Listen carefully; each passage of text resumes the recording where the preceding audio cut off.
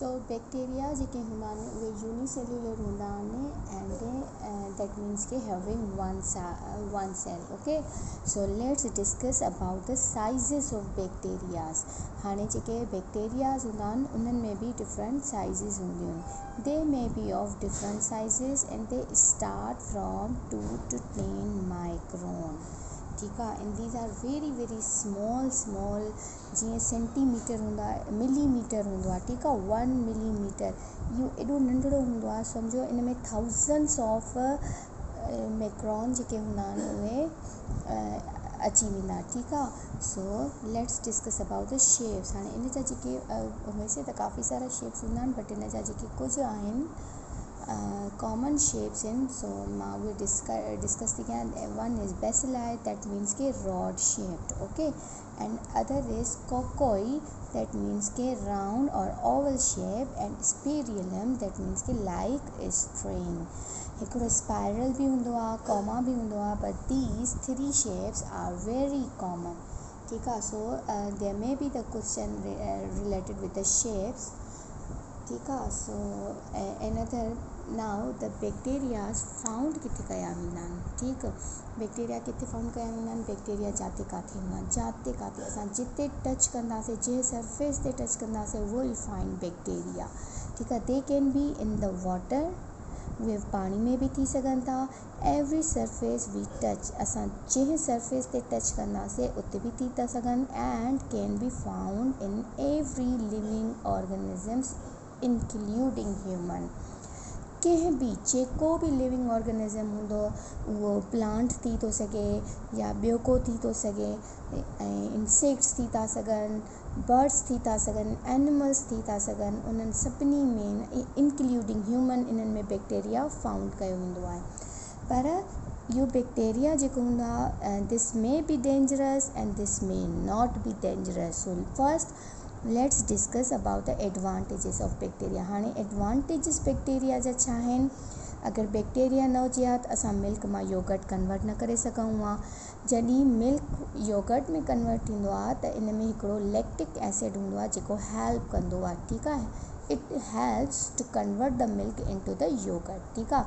Sum bacteria help in baking like pizza थी वियो। ठीकु आहे। उहो जेको ईअं फुलिजी वेंदो आहे it's because of bacteria and some bacteria help in making pickle that means के खटार। ठीकु आहे। and some help in converting syrup into alcohol। ऐं कुझु जेके हूंदा आहिनि सीरप्स ठाहिण में बि कमु ईंदा आहिनि and help in making soil fertile that means की जेका ज़मीन हूंदी आहे उनखे जॾहिं ज़रखेज़ कयो वेंदो आहे त उन में बि कुझु बैक्टीरियाज़ जी असांखे ज़रूरत पवंदी आहे। So bacterias are also very essential but अगरि किथे किथे फ़ाइदेमंद आहिनि त किथे उन्हनि जा नुक़सान बि आहिनि। हाणे डिसएडवांटेजिस कहिड़ा आहिनि हिन में। It may cause of tuberculosis. Tuberculosis त सभिनी खे ख़बर आहे दैट मीन्स के टीबी। अगरि हिन जो वक़्त सां इलाज न कयो वेंदो त दिस में बि हार्म फॉर आवर लाइव्स, असांजी ज़िंदगियुनि खे ख़तरो थी थो सघे ऐं असां पंहिंजी ज़िंदगी बि हारे सघूं था।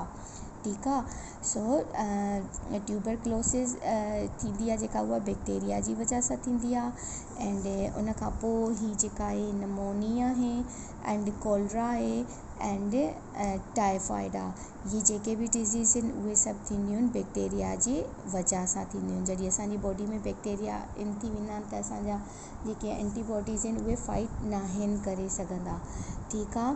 सो हार्मफुल डिज़ीज़ न सिर्फ़ु इंसाननि में बट इहा जेका आहे उन्हनि में लीव्स में बि लॻंदी आहे। हार्मफुल बैक्टीरिया में स्पॉइल आवर फूड, असांजो जेको फूड ख़राबु थी वेंदो आहे उहो बि इन जी वजह सां ई थींदो आहे।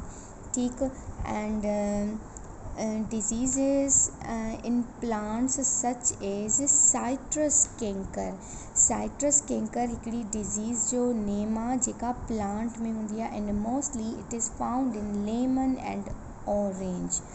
ठीकु आहे। जीअं मोस्टली असां ॾिसंदा आहियूं जेके पत्ता जेके हूंदा आहिनि या लेमन थी वई, ऑरेंज थी वई, गलजण शुरू थी वेंदा आहिनि या ब्लैक उन्हनि ते स्पॉट्स अची वेंदा आहिनि या पत्ता जेके हूंदा आहिनि येलो थियणु लॻंदा आहिनि त मोस्टली असां ईअं चवंदा आहियूं त माना हे ख़राबु थी विया आहिनि या सुकणु शुरू थी विया आहिनि but in real citrus canker disease आहे जेका बैक्टीरिया जी वजह सां हिननि में थींदी आहे ऐं वो ये इन जी वजह सां इन्हनि में इहा डिज़ीज़ लॻी वेंदी आहे ठीकु so I hope you like this topic. Inshallah, in our next class we'll discuss remaining 4 kingdoms, and if you have any question, अगर तव्हांखे हिननि मां को क्वेश्चन आहे so you may ask a question. तव्हां मूंखे टेक्स्ट करे सघो था या वरी वॉइस मोकिले सघो था.